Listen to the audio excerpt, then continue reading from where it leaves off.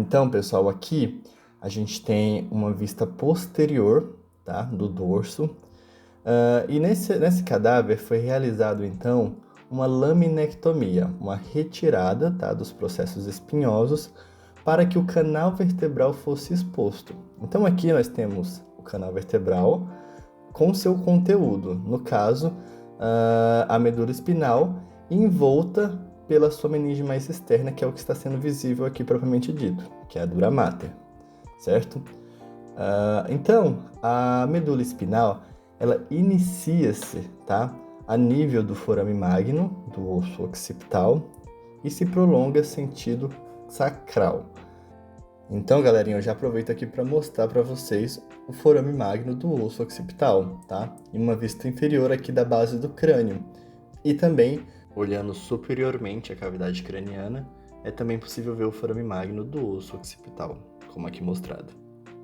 A medula espinal no adulto tem aproximadamente 45 centímetros e prolonga-se sentido caudal até o nível da segunda vértebra lombar, ou seja, o seu limite caudal é a nível de L2. Aqui nós não conseguimos enxergar, né, o final da medula espinal propriamente dita, pois ela está envolta pela dura mater. A dura mater, por sua vez, não se finaliza em L2, como a gente pode ver. Ela segue sentido sacral até o nível da segunda vértebra sacral, a nível de S2. Ainda nessa vista dorsal, é possível identificar projeções arredondadas paralelas à medula espinal. Essas projeções são os gânglios sensitivos dos nervos espinais, local em que fica posicionado, então, os neurônios sensitivos. Então, aqui num zoom, a gente consegue ver, né, essas projeções arredondadas, muito importante aí na comunicação, na interface entre o sistema nervoso central e periférico. Muito bem, então uma vez que nós já vimos a medula espinal in situ, ou seja, né, na peça cadavérica em sua posição anatômica, nós podemos isolá-la. E aqui, então nós podemos ver a dura mater, né, envolvendo a medula espinal. Nós podemos então rebatê-la para acessar seu conteúdo interno. Então vejam bem, a gente rebateu aqui a dura mater e a gente consegue ver então a medula espinal. Lembrando então que as meninges que envolvem a medula espinal é a dura mater, a mais externa, seguida da aracnoide mater e a mais intimamente ligada à medula, a pia mater, que está bem aqui acolada à medula espinal, está preenchendo seus espaços. Nas nossas peças, a gente não consegue ver a aracnoide, uma vez que ela se rompe no processo de dissecção. Tá bom? Dito isso, nós podemos ver que a medula espinal, então, ela tem uma forma cilindroide, mas que ela não é linear ao longo de todo o seu trajeto. Ela apresenta dilatações. Então, a dilatação, né, na sua espessura, né, aqui a nível cervical, forma o que nós conhecemos como a intumescência cervical, né, que nada mais é do que o local de saída, né, e de entrada de fibras nervosas que vão ser responsáveis pelo controle motor, né, e sensorial dos membros superiores. É, portanto, o local de formação do plexo braquial. Seguindo em posição caudal, nós vemos aqui então que a dura mater já está fechada, nós não rebatemos esta região, tá bom? Caudalmente, então, nós vemos então a dura mater, né, se prolongando, tá, até a nível sacral. Aqui a gente consegue ver então dura mater, a presença, né, dos gânglios, das raízes dorsais, que são essas projeções arredondadas. Vale lembrar ainda que nós temos 31 pares de nervos espinais, logo 31 pares de gânglios das raízes dorsais. Esse ponto aqui, que seria aproximadamente ao nível de L2, é onde se finaliza então a medula espinal. Logo aqui, então, ocupando o interior da dura mater, onde não tem mais a presença da medula espinal, nós temos as raízes nervosas dos últimos nervos espinais. Uma vez que a dura mater não finaliza junto com a medula espinal a nível de L2, ela se prolonga, portanto, mais uma vez, até nível de S2, da segunda vértebra sacral. formando então essa estrutura, tá? Que lembra um dedo de luva, em que na anatomia nós chamamos, né, segundo a nômina, de saco dural. Bem, nessa peça aqui a gente fez uma ressecção da dura mater para que fosse possível visualizar a medula espinal na sua porção terminal.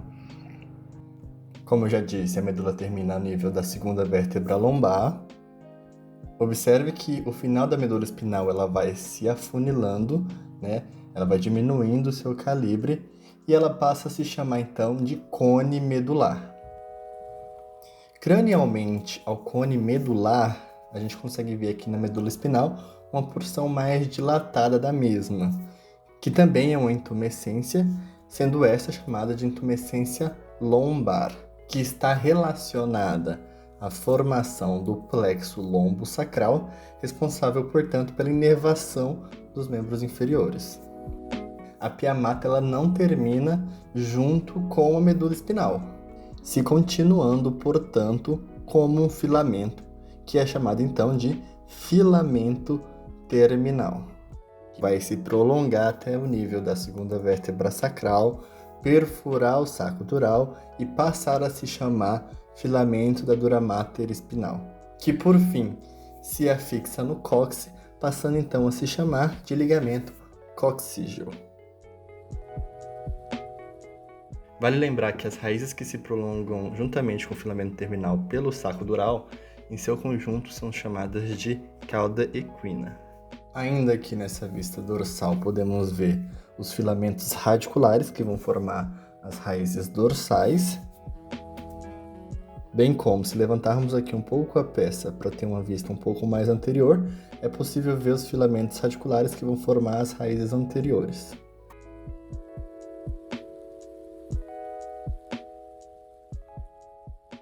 Bem, nessa outra peça, ainda na porção caudal da medula espinal, né, com a dura mater rebatida, a gente consegue ver a medula espinal, a presença de alguns vasos também, né, sobre ela. E podemos perceber aqui também que a medula espinal ela vai se afunilando e formando então o já conhecido cone medular. Cranialmente ao cone medular, nós temos a já dita intumescência lombar. Muito importante ainda acerca da pia mater, a meninge mais íntima à medula espinal, é a presença de prolongamentos laterais. Esses prolongamentos laterais, que seguem em direção à dura mater, são denominados de ligamentos denticulados. Existem 21 pares de ligamentos denticulados, eles apresentam uma forma triangular e se interpõem entre as raízes. Em um maior aumento, então, a gente consegue vê-los mais claramente. Então, esses são os ligamentos denticulados. Muito bem, passamos então agora por um corte transversal da medula espinal. Então, nós podemos ver anteriormente, tá, o corpo vertebral. Posteriormente, não está muito delimitado aqui, mas seria o processo espinhoso. E, lateralmente, os processos transversos. Logo, o espaço formado entre essas estruturas é o chamado canal vertebral. No interior do canal vertebral, então, nós temos a presença da medula espinal. Aqui a gente consegue distinguir uma substância cinzenta medialmente, formando o H medular, e externamente a ela, uma substância branca, como vocês já viram na microscopia. Bem, é possível se identificar o nível do corte transversal se observando a morfologia da medula espinal. E aqui a gente tem que a coluna anterior, né, de substância cinzenta, ela apresenta-se bem mais dilatada, o que indica o nível de corte cervical. Olhando um pouco mais de perto, nós conseguimos observar então os componentes ósseos que delimitam o canal vertebral e internamente adjacente a esse componente ósseo nós conseguimos ver a presença da dura mater. Uma vez que a aracnoide mater é formada de trabéculas, nesse corte ela se rompe e não é possível vê-la aqui. Por sua vez, conseguimos ver aqui, intimamente aderida à medula espinal, a presença da pia mater. Como já dito outrora, são formados alguns espaços e, como já visto uma vez, entre os ossos que formam o canal vertebral e a dura mater, nós temos a presença de um espaço chamado de extradural ou epidural. Esse espaço contém tecido adiposo e plexo venoso. Se a aracnoide estivesse em posição, nós conseguiríamos ver então entre a dura mater e a aracnoide o espaço subdural. Uma vez que já não é mais visto a aracnoide nessa peça, o que nós temos aqui é o espaço subaracnoide, que fica então entre a pia mater e a aracnoide mater. A rigor, então, nessa peça, nós temos a fusão do espaço subdural e do espaço subaracnoide. Neste último, nós temos então a presença do líquor, ou líquido cefalorraquidiano. É importante salientar nesse corte também a presença da raiz dorsal, ou raiz aferente, bem como do seu gânglio, o gânglio da raiz dorsal. E anteriormente a presença da raiz ventral, ou raiz eferente. Relembrando então que distalmente ao gânglio, essas raízes, motora e sensitiva, ou aferente e eferente, se juntam formando o que nós chamamos de nervo espinal misto.